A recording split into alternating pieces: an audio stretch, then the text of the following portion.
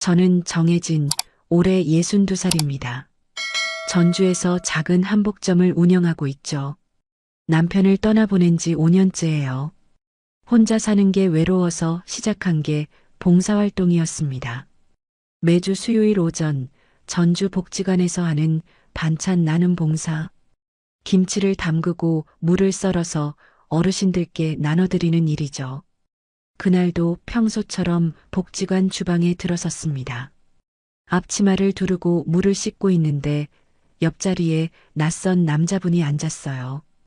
50대 후반쯤 돼 보이는 단정한 인상의 남자였습니다.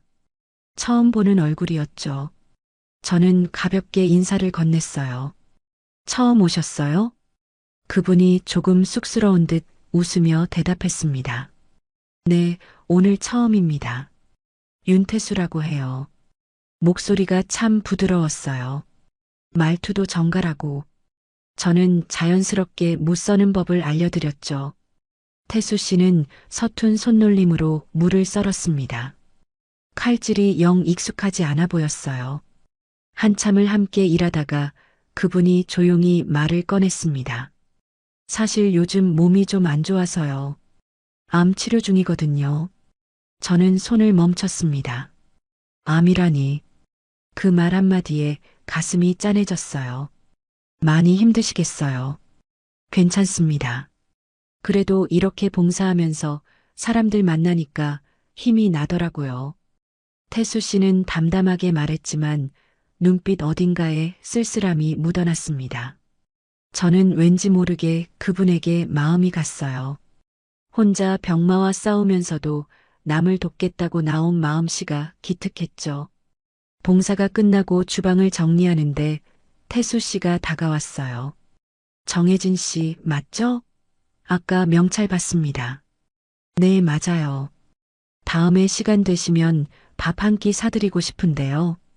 오늘 많이 도와주셔서요. 갑작스러운 제안이었습니다. 하지만 거절할 이유도 없었죠. 오랜만에 누군가 제게 밥을 사겠다고 한 거였으니까요. 그러세요. 언제든 좋아요. 그렇게 저는 태수 씨와 인사를 나눴습니다. 집으로 돌아오는 길 마음 한편이 따뜻했어요. 새로운 봉사 친구가 생긴 것 같았죠. 암 투병 중이라는 그분이 안쓰럽기도 했고요.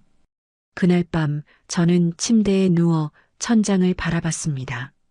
오랜만에 누군가와 이야기를 나눈 날이었어요. 사소한 대화였지만 외로움이 조금 덜했죠. 혼자 사는 게 이렇게 쓸쓸한 일인지 새삼 깨달았습니다. 며칠 뒤 복지관에서 다시 태수 씨를 만났어요. 그분은 저를 보자마자 환하게 웃었습니다. 지난번에 약속했던 밥, 오늘 사드려도 될까요? 벌써요? 좋죠. 우리는 복지관 근처 작은 식당으로 갔습니다. 태수 씨는 메뉴를 고르면서도 조심스럽게 제 눈치를 살폈어요. 배려심이 있어 보였죠. 밥을 먹으면서 이야기를 나눴습니다. 태수 씨는 자신의 이야기를 조금씩 꺼냈어요. 저도 혼자 살아요. 딸이 하나 있는데 외국으로 나가서 이제 연락도 뜸하죠. 그러시구나. 외로우시겠어요. 정혜진 씨도 혼자 사신다고 들었어요. 네, 남편을 떠나보낸 지 5년 됐습니다. 우리는 비슷한 처지였어요. 가족과 떨어져 혼자 사는 사람들, 그 외로움을 아는 사람들. 태수 씨의 말투는 점점 더 편안해졌고 저도 마음을 열게 됐죠. 식사를 마치고 나오는 길 태수 씨가 말했습니다. 다음 주에도 봉사 나오실 거죠? 당연하죠. 매주 가는 걸요. 그럼 또 뵙겠습니다. 그렇게 우리는 헤어졌어요. 그날 밤 저는 문득 이런 생각이 들었습니다. 혹시 이분과 좋은 친구가 될 수 있을까? 오랜만에 마음이 통하는 사람을 만난 것 같았거든요. 아직은 그저 봉사 친구일 뿐이었지만 왠지 모르게 기대가 됐습니다. 그때는 몰랐어요. 이 만남이 제 인생을 송두리째 뒤흔들 거라는 걸. 태수 씨가 제 한복점에 온 지 며칠 뒤였습니다. 봉사활동 날이 돌아왔죠. 복지관 주방에서 물을 썰고 있는데 태수 씨가 제 옆에 자연스럽게 앉았어요. 혜진 씨, 요즘 어떠세요? 그냥 그렇죠. 뭐, 바쁘게 지내고 있어요. 태수 씨는 잠시 망설이다가 말을 꺼냈습니다. 사실 저도 요즘 많이 외롭습니다. 혼자 지내다 보니까요. 그 말에 손을 멈췄어요. 태수 씨의 목소리에 쓸쓸함이 묻어났거든요. 가족분은 안 계세요? 딸이 하나 있긴 한데 외국으로 나가서 이제 연락도 없어요. 명절 때도 안 와요. 제가 암 투병 중이라고 해도 관심 없더라고요. 가슴이 먹먹해졌습니다. 아픈 몸으로 혼자 지내는 것도 힘든데 자식한테 버림받았다니. 제 처지와 비슷하다는 생각이 들었어요. 물론 제 딸 하영이는 연락을 하긴 하지만 멀리 있으니 외로운 건 마찬가지였죠. 저도 비슷해요. 딸이 해외에 있어서 자주 못 봐요. 혼자 사는 게 이렇게 쓸쓸한 줄 몰랐네요. 태수 씨가 고개를 끄덕였습니다. 그러게요. 저도 처음엔 괜찮을 줄 알았는데 밤이 되면 정말 힘들더라고요. 우리는 한참 동안 말없이 물을 썰었어요. 하지만 그 침묵이 불편하지 않았습니다. 오히려 서로의 외로움을 이해하는 시간 같았죠. 봉사가 끝나고 나오는데 태수 씨가 말했어요. 혜진 씨, 오늘 점심 같이 할까요? 근처 식당에서요. 좋아요. 우리는 복지관 근처 작은 백반집으로 갔습니다. 테이블에 앉아 밥을 먹으면서 이야기를 나눴죠. 태수 씨는 자신의 이야기를 조금씩 풀어놓기 시작했어요. 저는 원래 서울에서 살았어요. 회사 다니다가 정년퇴직하고 전주로 내려왔죠. 아내는 일찍 떠나보냈고요. 그러셨구나. 저도 남편을 5년 전에 떠나보냈어요. 태수 씨의 눈빛이 흔들렸습니다. 힘드셨겠어요. 저도 아내 떠나보낼 때 정말 힘들었거든요. 혼자 남겨진 기분이 이렇게 외로운 줄 몰랐어요. 그 말에 공감이 됐습니다. 저도 남편을 떠나보낸 뒤 똑같은 감정을 느꼈거든요. 태수 씨는 천천히 밥을 먹으면서 말을 이어갔어요. 딸한테 연락해도 바쁘다고만 하고, 제가 아프다는 얘기도 별로 안 듣는 것 같아요. 요즘은 연락하는 것도 지쳐서 그냥 혼자 지내고 있습니다. 마음이 아팠어요. 자식한테 외면당한다는 게 얼마나 쓸쓸한 일인지 알 것 같았죠. 저도 하영이가 바쁘다며 전화를 빨리 끊을 때마다 허전했으니까요. 태수 씨도 참 힘드시겠어요. 그래도 이렇게 봉사하면서 사람들 만나니까 조금 나아요. 특히 혜진 씨 같은 분 만나니까 위로가 되네요. 얼굴이 뜨거워졌습니다. 오랜만에 듣는 따뜻한 말이었어요. 태수 씨는 진심 어린 눈빛으로 저를 바라봤습니다. 그 눈빛에서 외로움과 진정성이 느껴졌죠. 식사를 마치고 나오는데 태수 씨가 조심스럽게 물었어요. 혜진 씨, 다음 주에도 또 뵐 수 있을까요? 봉사활동 말고도 이렇게 밥 같이 먹으면서 이야기 나누고 싶어요. 좋아요. 저도 좋아요. 그렇게 우리는 자주 만나기 시작했습니다. 봉사활동을 같이 하고 밥을 먹고 산책도 했어요. 태수 씨는 늘 배려심 있게 대했고 제 이야기를 진지하게 들어줬습니다. 오랜만에 누군가와 깊은 대화를 나누니 마음이 따뜻해졌어요. 그러던 어느 날이었습니다. 한복점에서 바느질을 하고 있는데 태수 씨가 갑자기 찾아왔어요. 손에 작은 봉투를 들고 있었죠. 혜진 씨, 갑자기 찾아와서 죄송합니다. 아니에요. 무슨 일이세요? 태수 씨는 잠시 망설이다가 봉투를 내밀었어요. 이게 제가 재활용 봉사로 번 돈이에요. 많진 않은데 이걸로 한복 한 벌 맞추고 싶어서요. 한복요? 네. 다음 달이 제 어머니 제삿날이거든요. 암 치료하느라 바빠서 제대로 못 챙겼는데 이번엔 한복을 입고 가고 싶습니다. 어머니 생전에 제가 한복 입은 모습 보고 좋아하셨거든요. 눈가가 뜨거워졌습니다. 암 투병 중이면서도 봉사로 번 적은 돈으로 어머니 제사를 준비하다니 이렇게 효심 깊은 사람이 또 있을까요? 게다가 재활용 봉사라니 돈이 필요한 상황에서도 남을 돕는 일을 한 거잖아요. 태수 씨, 정말 대단하세요. 아니에요. 어머니께 해드릴 수 있는 게 이것밖에 없어서요. 태수 씨의 목소리가 떨렸어요. 눈가가 붉어지는 게 보였습니다. 저는 얼른 그 봉투를 받았어요. 좋은 한복 만들어 드릴게요. 어머니께서 보시면 분명 기뻐하실 거예요. 고맙습니다, 혜진 씨. 태수 씨가 깊게 고개를 숙였습니다. 그 모습을 보면서 가슴 한편이 따뜻해졌어요. 이런 사람이라면 믿어도 되겠다는 생각이 들었죠. 봉사활동을 함께하는 사람, 효심 깊은 사람, 병마와 싸우면서도 의연한 사람. 제 마음속에 태수 씨는 점점 특별한 존재가 되어갔습니다. 그날 밤 한복을 재단하면서 생각했어요. 오랜만에 누군가를 위해 정성을 다하고 싶다는 마음이 들었죠. 태수 씨가 어머니 제사에 입고 가면 좋아할 만한 한복을 만들고 싶었습니다. 바늘에 실을 깨면서 제 마음에도 따뜻한 봄이 스며드는 것 같았어요. 태수 씨의 한복이 완성됐습니다. 정성스럽게 바느질한 흑색 두루마기였죠. 태수 씨에게 전화를 걸었어요. 한복 다 됐어요. 한번 입어보러 오세요. 고맙습니다, 혜진 씨. 오늘 저녁에 갈게요. 저녁 무렵 태수 씨가 한복점에 왔습니다.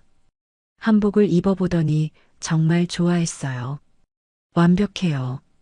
어머니께서 보시면 정말 기뻐하실 것 같아요. 다행이네요. 제삿날 잘 다녀오세요. 태수 씨는 한복을 조심스럽게 가방에 넣었어요. 그러다가 주머니에서 약봉투를 꺼내 탁자 위에 올려놓았습니다. 아, 이거 먹어야 하는데 깜빡했네요. 지금 드세요. 물 가져다 드릴게요. 제가 안쪽으로 들어가 물을 따르는 사이 태수 씨는 약을 먹었어요. 그리고 약봉투를 탁자 위에 그대로 두고 갔습니다. 제가 물을 들고 나왔을 때는 이미 태수 씨가 나가고 있었죠. 태수 씨, 물이요. 아, 벌써 먹었어요. 급하게 먹어서 물 없이 먹었네요. 내일 봉사 때 봬요. 문이 닫히고 조용해졌습니다. 탁자 위에 약봉투가 남아 있었어요. 정리하려고 집어들었는데 문득 봉투에 적힌 이름이 눈에 들어왔습니다. 윤태민. 손이 멈췄어요. 태민이라고요. 태수 씨가 아니라. 봉투를 다시 자세히 봤습니다. 분명히 윤태민이라고 적혀 있었죠. 환자 이름칸에 또박또박 인쇄된 글씨였어요. 이상했습니다. 왜 다른 사람 이름으로 된 약을 가지고 다니는 걸까요? 가슴이 두근거렸어요. 뭔가 잘못된 것 같은 불안감이 스멀스멀 올라왔죠. 하지만 이내 고개를 저었습니다. 아마 친구 약을 대신 받아온 걸 거예요. 아니면 가족 약일 수도 있고, 태수 씨는 그런 사람이 아니에요. 봉사활동을 함께하고 어머니 제사를 정성껏 준비하는 효자인데, 제가 너무 예민한 거겠죠. 약봉투를 서랍에 넣어뒀습니다. 다음에 만나면 돌려줘야겠다고 생각했어요. 그날 밤 잠이 안 왔습니다. 자꾸만 그 약봉투가 신경 쓰였거든요. 윤태민. 태수 씨와는 전혀 다른 이름. 왜 그런 약을 가지고 다니는 걸까요? 아니야, 아무것도 아닐 거야. 저는 스스로를 다독였어요. 태수 씨를 의심하는 제 자신이 싫었습니다. 그분은 저를 따뜻하게 대해줬고 외로움을 나눠준 사람이잖아요. 다음 날 아침 복지관에서 봉사활동이 있었습니다. 평소처럼 주방에 들어갔는데 태수 씨가 안 보였어요. 이상했죠. 지난 몇 주 동안 한 번도 빠진 적 없었는데 봉사 담당자인 김 선생님께 물어봤습니다. 선생님, 태수 씨 오늘 안 오셨나요? 태수 씨요? 누구 말씀이세요? 윤태수 씨요. 저랑 같이 봉사하던 분인데요. 김 선생님이 명단을 뒤적거렸어요.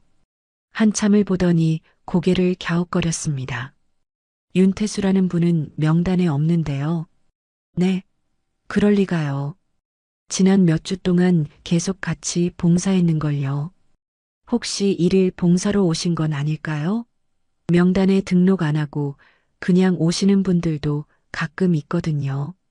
아, 그럴 수도 있겠네요. 하지만 찝찝했습니다.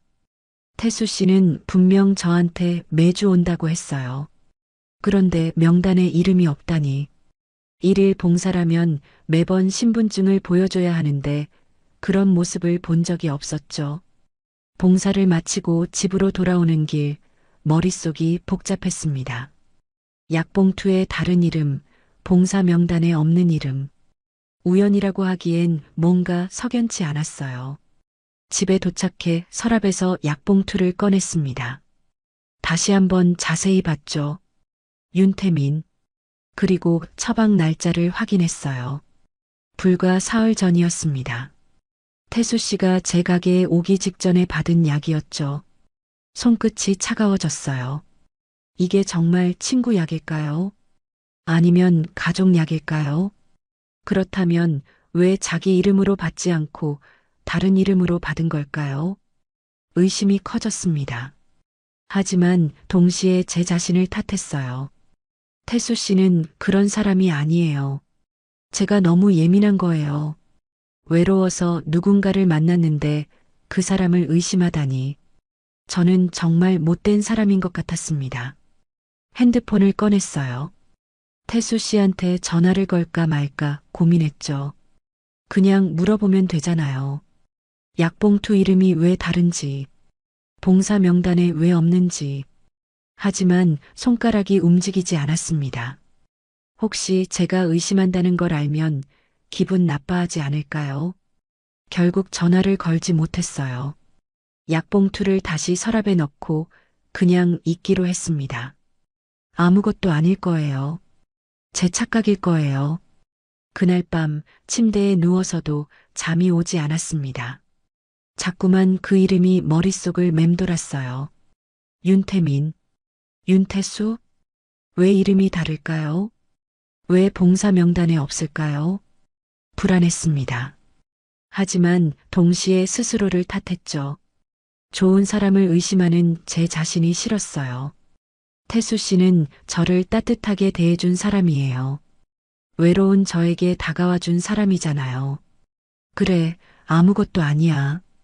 저는 스스로를 다독이며 눈을 감았습니다. 하지만 마음 한편의 불안은 쉽게 가시지 않았어요. 그 뒤로 태수 씨와 만남은 계속됐습니다. 약봉투에 이름이 신경 쓰였지만 저는 애써 무시했어요. 태수 씨는 여전히 다정했고 저를 배려해줬으니까요. 함께 산책도 하고 밥도 먹고 이야기도 나눴습니다. 그러던 어느 날 태수 씨가 조심스럽게 말을 꺼냈어요. 혜진 씨, 저희 이제 좀 더 가까워진 것 같은데 혹시 결혼 생각해 보신 적 있으세요? 갑작스러운 말이었습니다. 심장이 두근거렸어요. 결혼이요? 네. 저도 혼자 지내는 게 힘들고 혜진 씨도 외로우시잖아요. 서로 의지하면서 살면 좋지 않을까요? 망설여졌습니다. 너무 빠른 것 같았거든요. 하지만 동시에 외로움이 저를 끌어당겼어요. 정말 누군가와 함께 살 수 있다면, 이 외로움에서 벗어날 수 있다면, 생각해 볼게요. 며칠 뒤 태수 씨가 다시 말했습니다. 혜진 씨, 저 시한부예요. 의사가 길어야 1년이라고 했어요. 남은 시간 동안 혜진 씨와 함께하고 싶어요. 눈물이 났습니다. 1년밖에 못 산다니. 그 짧은 시간 동안 혼자 외롭게 보내게 할 순 없었어요. 알겠어요. 같이 살아요. 태수 씨가 제 손을 꼭 잡았습니다. 따뜻했어요. 저는 이게 옳은 선택이라고 믿었죠. 혼인신고를 했습니다. 딸 하영이한테 전화했을 때 격하게 반대했어요. 엄마, 너무 빨라요. 그 사람 제대로 알아보셨어요? 괜찮아. 좋은 사람이야. 엄마, 제발 다시 생각해 보세요. 하지만 저는 듣지 않았습니다. 이미 마음을 정했으니까요. 혼인신고 후 첫날 밤이었습니다. 태수 씨와 제 집에서 함께 잠자리에 들었어요. 오랜만에 누군가와 같은 공간에서 자는 밤이었죠. 낯설었지만 동시에 외롭지 않았습니다. 태수 씨는 금방 잠든 것 같았어요. 규칙적인 숨소리가 들렸거든요. 저도 눈을 감았습니다. 피곤했던 터라 곧 잠이 들었죠. 얼마나 잤을까요? 뭔가 소리에 잠이 깼습니다. 희미하게 들리는 목소리. 태수 씨 목소리였어요. 저는 눈을 살짝 떴습니다. 시계를 보니 새벽 3시였어요. 태수 씨가 거실로 나가는 게 보였습니다.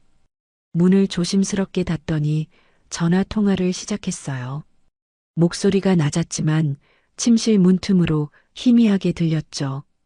그래, 이번엔 한복집 여사장이야. 심장이 멎는 것 같았습니다. 한복집 여사장, 저를 말하는 건가요? 완전히 넘어왔어. 혼인신고까지 했다니까. 숨이 막혔어요. 넘어왔다니. 무슨 뜻이죠?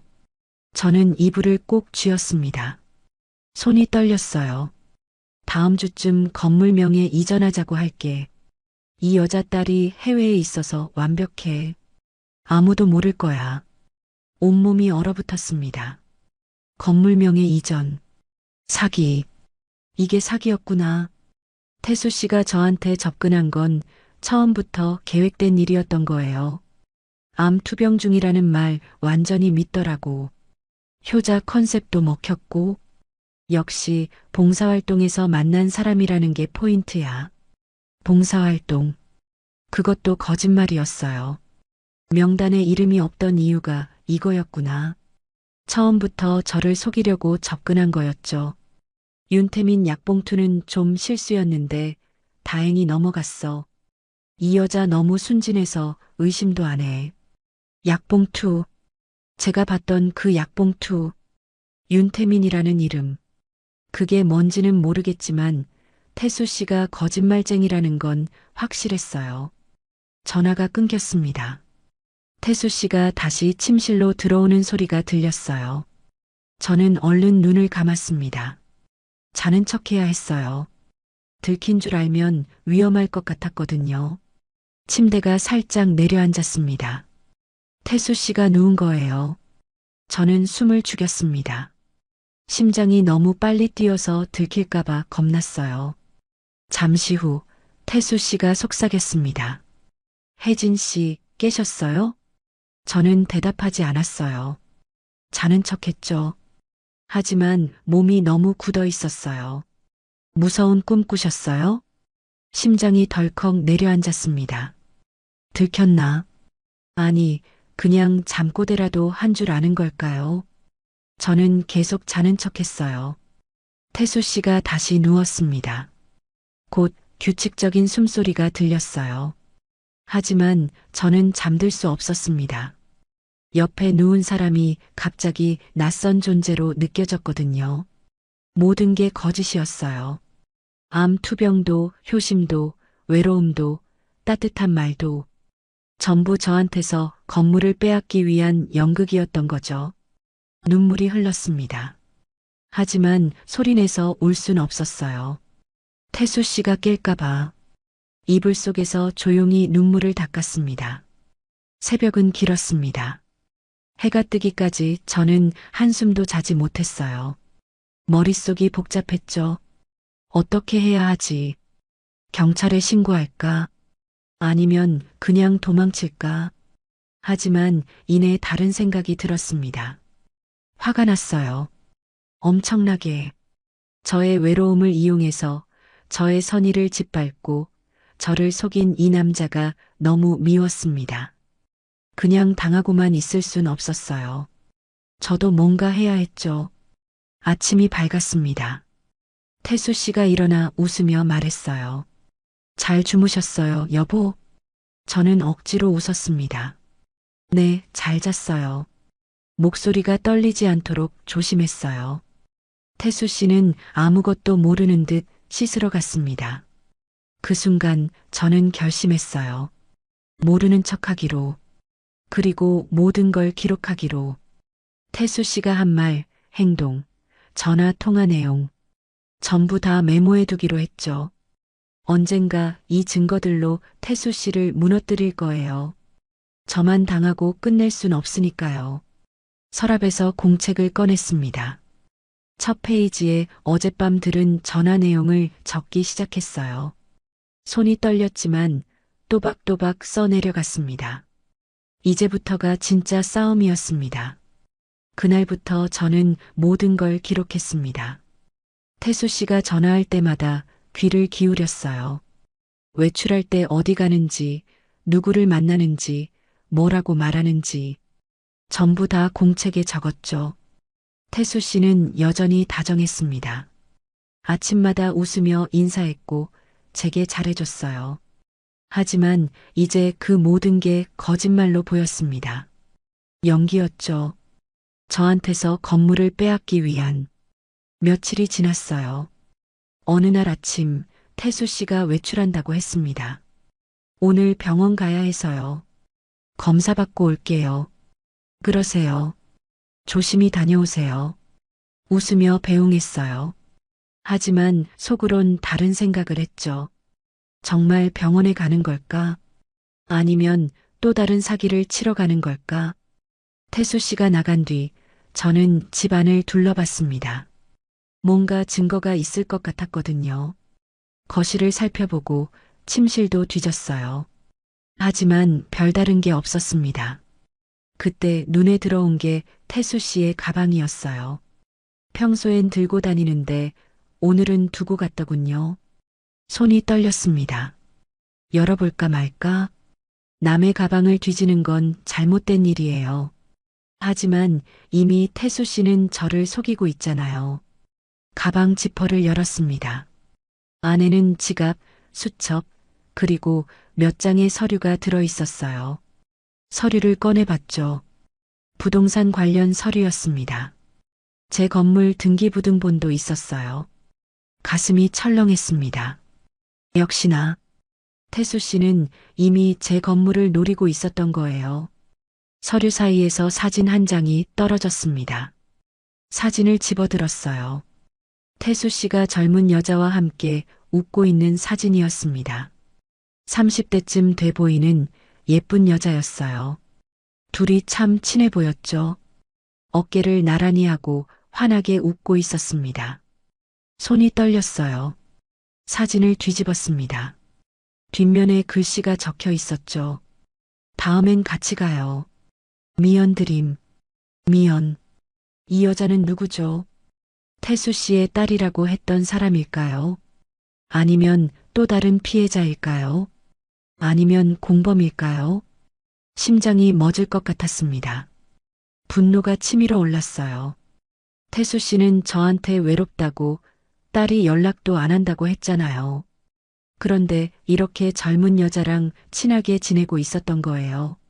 사진을 주머니에 넣었습니다. 이것도 증거니까요. 가방을 다시 원래대로 놓고 거실로 나왔어요. 온몸이 떨렸습니다. 앉아서 사진을 다시 봤어요. 태수 씨의 웃는 얼굴, 저한테 보여준 웃음과 똑같았습니다. 따뜻해 보이는 미소. 하지만 이제 그게 전부 거짓말로 보였어요. 그날 오후 복지관에 갔습니다. 봉사활동 날은 아니었지만 마음을 진정시키고 싶었거든요. 평소처럼 주방에서 물을 썰고 있는데 옆에서 누군가 말을 걸었어요. 실례지만 혹시 윤태수라는 사람 아세요? 고개를 돌렸습니다. 40대쯤 돼 보이는 여성이었어요. 얼굴이 수척했고 눈가에 피로가 가득했습니다. 네, 아는데요. 왜요? 그 여성이 한숨을 쉬었어요. 저도 당했어요. 그 사람한테 심장이 쿵 떨어졌습니다. 당했다니. 역시 태수 씨는 저만 속인 게 아니었던 거예요. 무슨 말씀이세요? 작년에 저도 그 사람이랑 결혼했어요. 봉사활동에서 만났다고 하더라고요. 암 투병 중이라고, 외롭다고, 딸이 연락도 안 한다고. 전부 다 거짓말이었어요. 손에 들고 있던 칼을 내려놓았습니다. 다리에 힘이 풀렸어요. 그래서요? 혼인신고하고 한 달도 안 돼서 제 통장에서 돈을 다 빼갔어요. 3천만 원. 제가 평생 모은 돈이었는데, 그리고 사라졌죠. 여성의 목소리가 떨렸습니다. 눈물이 글썽거렸어요. 신고는 하셨어요? 했죠. 근데 증거가 부족하대요. 혼인 관계였으니까 돈을 함께 쓴 거라고, 사기로 입건하기 어렵다고 하더라고요. 가슴이 답답했습니다. 저도 똑같은 상황이잖아요. 혼인신고까지 했으니까. 태수 씨가 제 돈을 빼가도 막을 방법이 없는 거예요. 지금은 어떻게 지내세요? 그냥 살아요. 돈은 다 잃었지만 그래도 살아야죠. 복지관에서 봉사하면서 마음을 다독이고 있어요. 그런데 며칠 전에 그 사람 또 봤어요. 여기서요? 네. 또 다른 여자랑 같이 있더라고요. 봉사하는 척 하면서. 그때 알았죠. 이 사람이 계속 같은 짓을 하고 있구나. 온몸에 소름이 돋았습니다. 태수 씨는 상습범이었어요. 저만 속인 게 아니라 여러 사람을 속였던 거죠. 그리고 지금도 또 다른 피해자를 만들고 있는 거예요. 혹시 미연이라는 사람 아세요? 여성이 고개를 끄덕였습니다. 미연. 그 사람 공범이에요. 태수 씨 여동생이라고 하던데 사실은 애인인 것 같아요. 둘이 함께 사기치는 거죠. 모든 퍼즐이 맞춰졌습니다. 사진 속 그 여자, 미연, 태수 씨의 공범, 둘이 함께 여러 사람을 속이고 돈을 빼앗은 거예요. 분노가 폭발할 것 같았습니다. 주먹을 꽉 쥐었어요. 손톱이 손바닥에 박혔지만 아프지 않았습니다. 저도 당했어요. 지금 같이 살고 있어요. 여성이 놀란 눈으로 저를 봤습니다. 그럼 빨리 도망치세요. 그 사람 위험해요. 아니요. 제 목소리는 차갑게 가라앉아 있었어요. 이제 내가 끝을 볼 거예요. 더 이상 피해자가 나오지 않게. 여성이 제 손을 잡았습니다. 제가 도와드릴게요. 저도 그 사람 때문에 너무 많이 당했어요.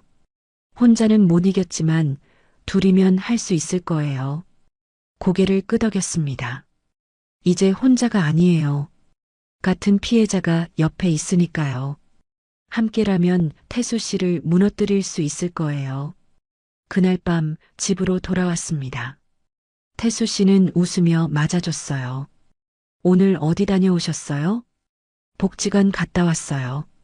그러셨구나. 저녁 먹을까요? 평소처럼 대화를 나눴습니다. 하지만 제 마음속엔 이미 계획이 세워지고 있었어요. 태수 씨를 함정에 빠뜨릴 계획. 이제 끝을 볼 시간이었습니다. 다음 날 한복점으로 손님이 찾아왔습니다. 이도윤이었어요. 복지관에서 함께 봉사활동을 하던 젊은 청년이죠. 평소에도 종종 한복을 맞추러 오곤 했던 단골이었습니다. 사장님, 안녕하세요. 어서 와요, 도윤 씨. 무슨 일이에요? 도윤 씨는 주위를 둘러보더니 조심스럽게 말했어요. 사장님, 혹시 지금 시간 괜찮으세요? 드릴 말씀이 있어서요. 그럼요. 앉으세요. 도윤 씨가 앉았습니다. 표정이 심각했어요. 뭔가 중요한 이야기인 것 같았죠. 사장님, 윤태수라는 사람 아시죠? 심장이 뛰었습니다. 도윤 씨가 태수 씨 이야기를 왜 꺼내는 걸까요? 네, 알아요.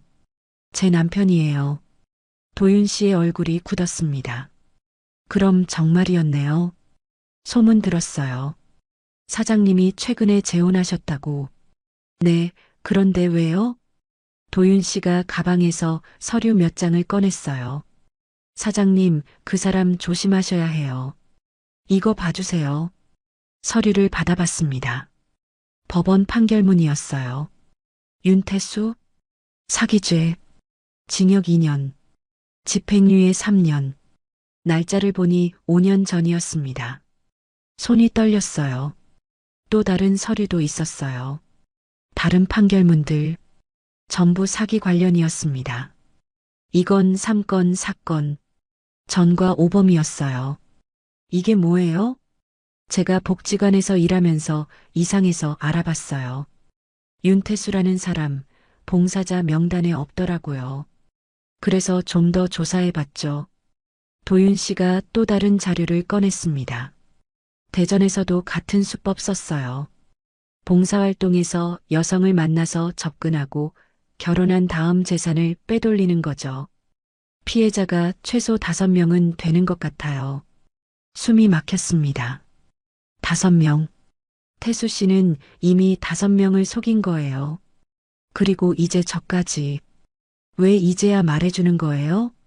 죄송해요. 확실한 증거를 모으고 싶었어요. 그리고 사장님한테 어떻게 말씀드려야 할지 고민도 됐고요. 도윤 씨의 목소리가 떨렸습니다. 진심으로 걱정하는 게 느껴졌어요. 고마워요, 도윤 씨. 사장님, 지금이라도 신고하세요. 경찰에. 고개를 저었습니다. 아니에요. 신고하면 소용없어요. 혼인 관계니까 증거가 부족하다고 할 거예요. 저도 알아봤어요. 그럼 어떻게 하실 건데요? 입가에 미소가 번졌습니다. 차갑고 단단한 미소였어요. 내 바늘로 거짓을 꿰매야죠. 도윤 씨가 이해 못하겠다는 표정을 지었어요. 저는 천천히 말했습니다. 태수 씨는 곧 건물 명의를 요구할 거예요. 이미 그 준비를 하고 있더라고요. 제가 가방에서 등기부등본 봤거든요. 그럼요. 제가 먼저 덫을 칠 거예요. 태수 씨가 원하는 대로 해주는 척하면서 결정적인 순간에 증거를 확보하는 거죠. 도윤 씨가 걱정스러운 눈빛으로 저를 봤어요. 위험하지 않아요? 괜찮아요. 저 혼자가 아니니까요. 복지관에서 만난 그 여성 이야기를 해줬습니다. 같은 피해자. 그녀도 저를 도와주기로 했다고요. 그리고 이제 도윤 씨까지.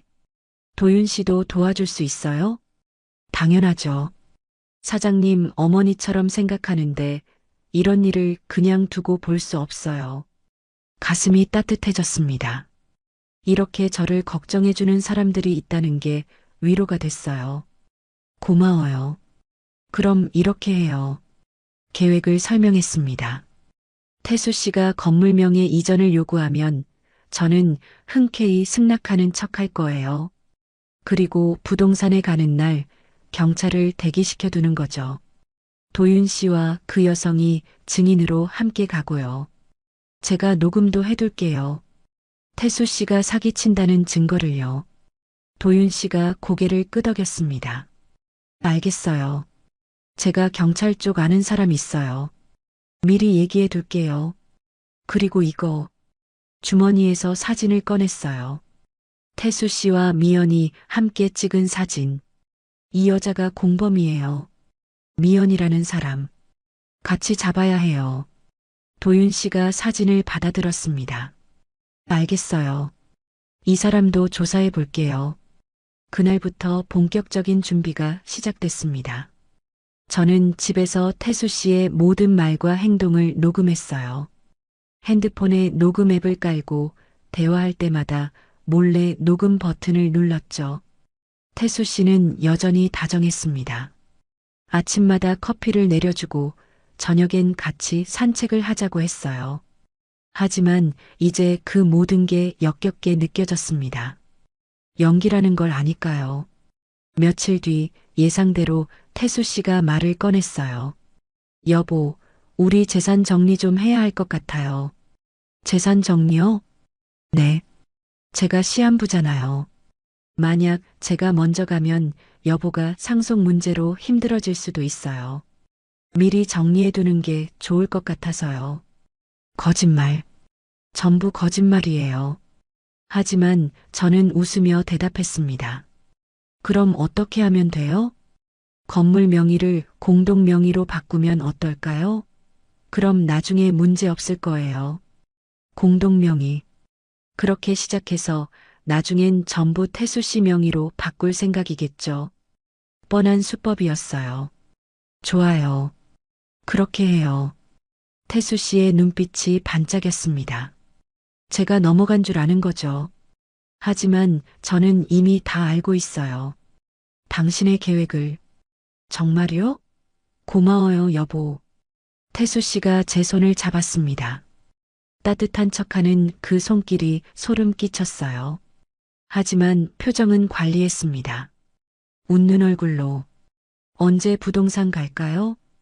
다음 주 화요일 어때요? 제가 예약해 둘게요. 좋아요. 그날 밤 도윤 씨한테 문자를 보냈습니다. 다음 주 화요일. 덫이 작동합니다. 도윤 씨한테서 답장이 왔어요. 알겠습니다. 준비 다 해놓을게요. 모든 준비가 끝났습니다. 이제 화요일만 기다리면 돼요. 태수 씨가 제 건물을 빼앗으려는 바로 그 순간 덫이 작동할 거예요. 침대에 누워 천장을 바라봤습니다. 분노가 아직도 가슴속에서 타오르고 있었어요. 하지만 동시에 차분했습니다. 복수는 뜨겁게 하는 게 아니라 차갑게 하는 거니까요. 바늘로 천을 꿰매듯 저도 이 거짓을 하나하나 꿰맬 거예요. 태수 씨가 만든 거짓말의 실을 풀고 진실로 다시 꿰맬 겁니다. 이번엔 내가 끝을 보겠어요. 화요일 아침이 밝았습니다. 창밖으로 햇살이 들어왔어요. 평범한 아침처럼 보였지만 제 가슴은 빠르게 뛰고 있었습니다. 오늘이 그날이에요. 모든 게 끝나는 날. 태수 씨가 일어나 씻으러 갔습니다. 저는 침대에 앉아 심호흡을 했어요. 긴장됐지만 동시에 차분했습니다. 준비는 다 됐으니까요. 여보, 오늘 부동산 이시에 예약돼 있어요. 태수 씨가 웃으며 말했습니다. 평소처럼 다정한 목소리였어요. 알겠어요. 준비할게요. 아침을 먹으면서 태수 씨는 계속 얘기했어요. 명예 이전하고 나면 뭘 할지, 어디 여행 갈지. 전부 거짓말이었죠. 명의만 이전되면 사라질 사람이 무슨 여행을 간다는 건지. 저는 고개를 끄덕이며 들었습니다. 연기를 했어요. 아무것도 모르는 척, 태수 씨를 믿는 척. 오후 1시 집을 나섰습니다. 부동산까지는 차로 10분 거리였어요. 태수 씨가 운전을 했죠. 차 안에서도 계속 말을 걸었습니다. 여보, 걱정 안 해도 돼요. 다 잘 될 거예요. 네, 믿어요. 믿는다고 했지만 제가 믿는 건 태수 씨가 아니었어요. 도윤 씨와 경찰, 그리고 진실을 믿었죠. 부동산 사무실에 도착했습니다. 작은 건물 2층에 있는 곳이었어요. 계단을 올라가는데 다리가 떨렸습니다. 긴장 때문이 아니었어요. 분노 때문이었죠. 사무실 문을 열었습니다. 중개사가 반갑게 맞아줬어요. 어서 오세요.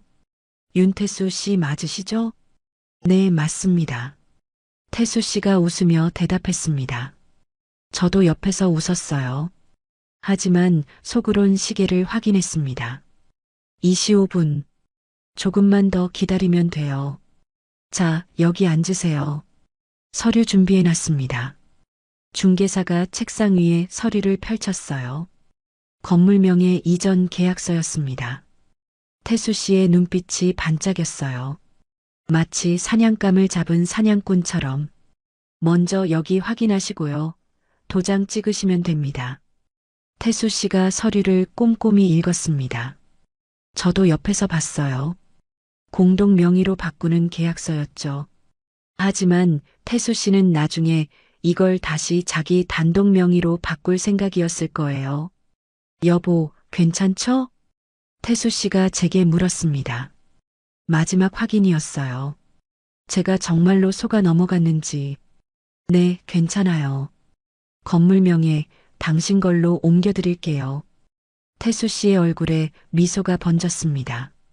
환한 미소, 승리의 미소. 저를 완전히 속였다고 생각하는 거죠. 고마워요, 여보. 사랑해요. 사랑. 그 말이 얼마나 역겨운지 저는 아무 표정 없이 바라봤습니다. 바로 그 순간이었어요. 사무실 문이 벌컥 열렸습니다. 경찰 2명이 들어왔어요.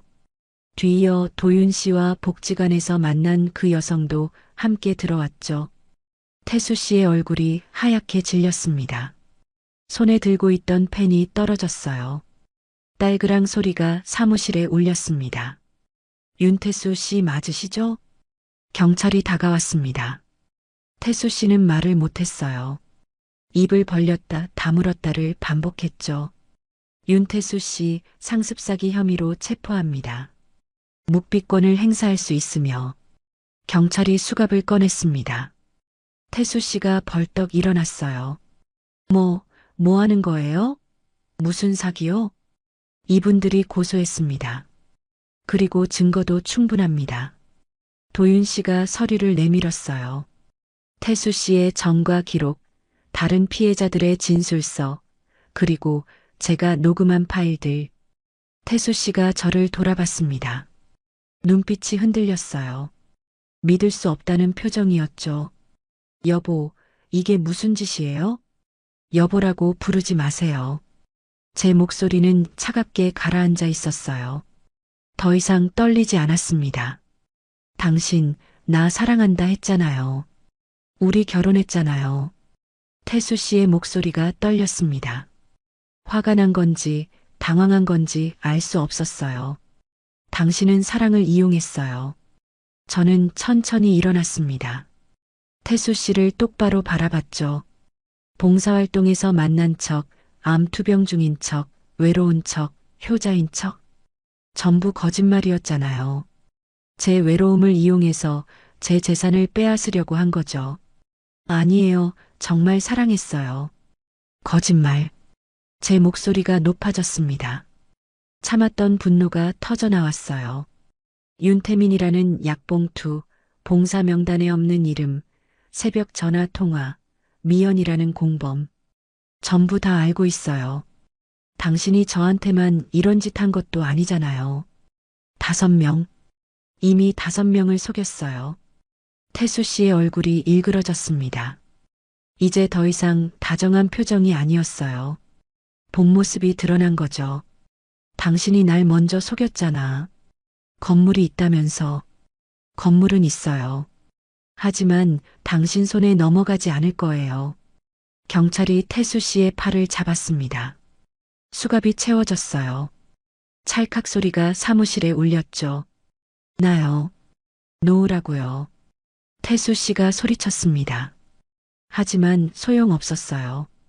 경찰은 그를 밖으로 끌고 나갔죠. 문이 닫히고 조용해졌습니다. 저는 그 자리에 주저앉았어요. 다리에 힘이 풀렸거든요. 도윤 씨가 다가와 어깨를 잡아줬습니다. 사장님, 괜찮으세요? 네, 괜찮아요. 괜찮지 않았어요. 온몸이 떨렸습니다. 하지만 동시에 후련했죠. 끝났어요. 드디어 끝났습니다. 복지관 여성이 제 손을 잡았어요. 고생하셨어요. 정말 잘하셨어요. 눈물이 났습니다. 참았던 눈물이 쏟아졌어요. 분노도 슬픔도 후련함도 뒤섞인 눈물이었죠. 중개사가 당황한 표정으로 서류를 치웠습니다. 계약은 당연히 무효가 됐죠. 밖으로 나왔습니다. 햇살이 따뜻했어요. 저는 하늘을 올려다봤습니다. 구름 한 점 없이 맑은 하늘이었죠. 도윤 씨가 물었어요. 사장님, 이제 어떻게 하실 거예요? 혼인 무효 소송할 거예요. 그리고 다시 원래 생활로 돌아가야죠. 잘하셨어요. 사장님은 강한 분이에요. 고개를 끄덕였습니다. 강해진 게 아니에요. 강해져야만 했던 거죠.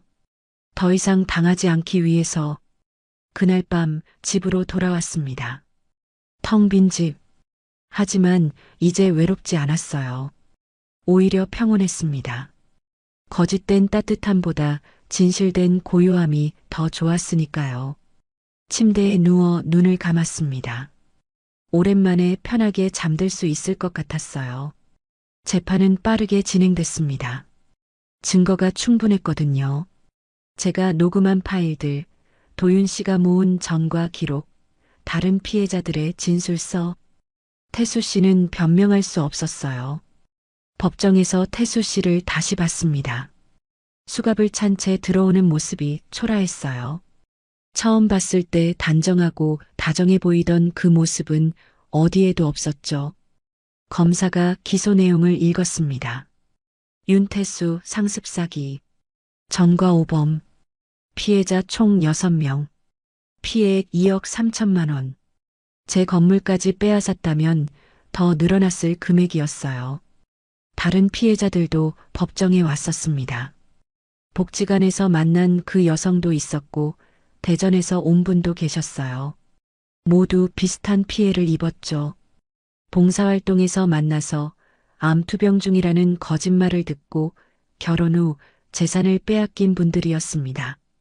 재판장이 판결을 내렸어요. 피고인 윤태수에게 징역 10년을 선고합니다. 10년. 긴 시간이었어요.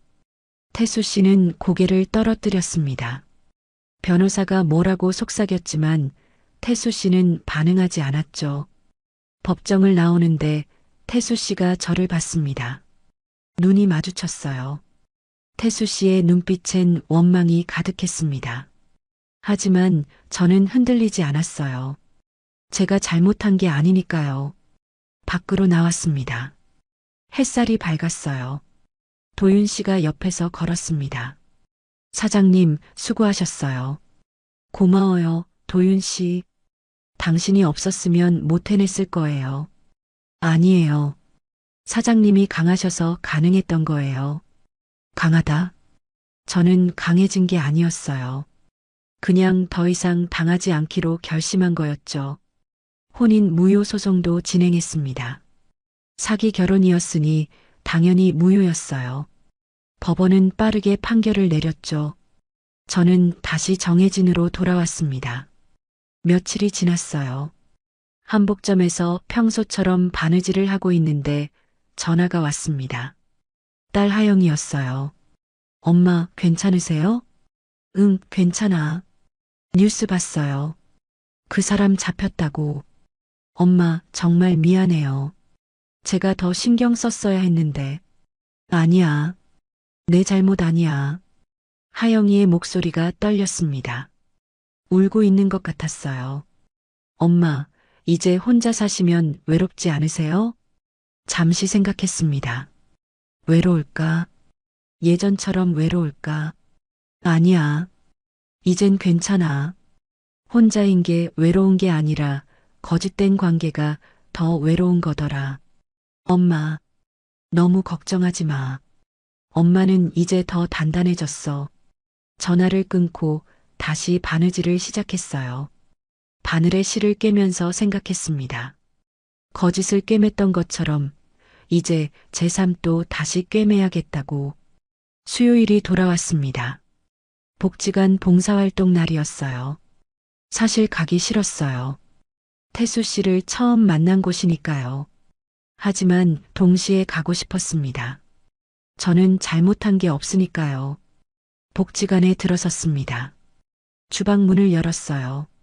익숙한 김치 냄새가 났습니다. 평온한 냄새였죠. 앞치마를 두르고 물을 썰기 시작했어요. 칼질이 익숙했습니다. 몇 년을 해온 일이니까요. 사장님, 뒤에서 목소리가 들렸어요. 도윤 씨였습니다. 옆자리에 앉으며 웃었어요. 다시 오셨네요.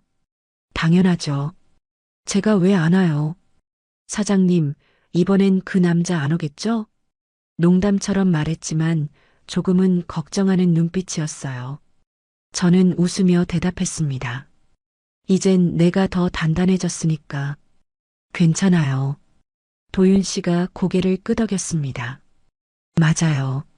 사장님은 정말 강하세요. 강한 게 아니에요. 물을 썰면서 천천히 말했어요. 사람은 변할 수 없지만 나 자신은 바꿀 수 있잖아요. 태수 씨 같은 사람은 앞으로도 계속 그렇게 살겠죠.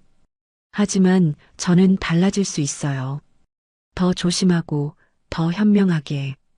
도윤 씨가 잠시 말이 없었습니다. 그러다 조용히 말했어요. 사장님 존경해요. 고마워요. 함께 물을 썰었습니다.